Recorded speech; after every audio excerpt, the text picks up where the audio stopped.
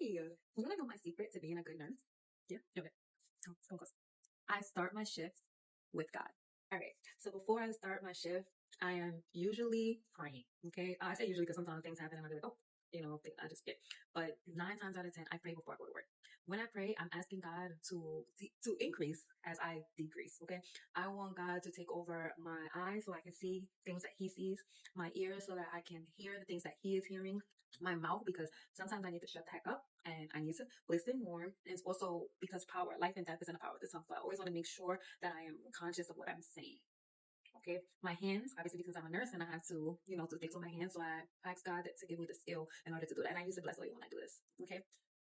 One thing, the way that this has helped me, let me tell you the story. I'm working at an infusion clinic where I'm giving chemotherapies as well as but this is about the chemo patient. My patient comes in and he is usually normal, right? His heart rate is 80s, no problems there. Normal heart rate is 60 to 100, so I'm not concerned about him. I give him his chemo like a normal day usually. But started noticing the pattern from the couple of weeks that he was visiting. One week he came in, his heart rate was not in the 80s. It was like 70, but in the 60s. It's still normal, but not too concerned about it. That's still normal. This final time that he came in, his heart rate was in the 50s, going on 40s, like 40s, 50s, like waxing and waning.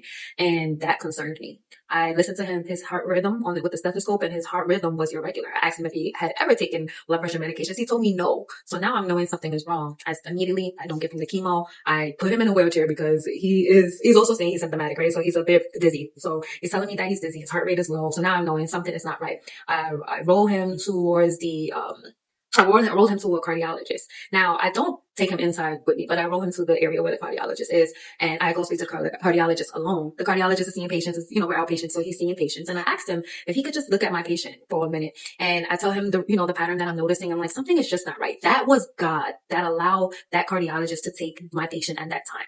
Because he didn't know me. He didn't know my judgment. It'd be different if, somebody has good judgment. He didn't know. He just took my patient. Do you know that my patient was found to have a heart block and needed a pacemaker? So I did the right thing by holding the chemo and getting that cardiologist. When the patient came back to me, the next week, because it was so fast, it was like a week or maybe a month, it could have been, I don't know. Anyway, he comes back, he's like, oh, thank you so much. He kisses him. He's like, thank you. And I was like, no, thank God. And that's why I bring God to work. God will do it. Has something like that ever happened to you where this guy just showed up and showed out? You're like, that couldn't be me. I don't even have those capabilities. Drop down in the comments. Let me know.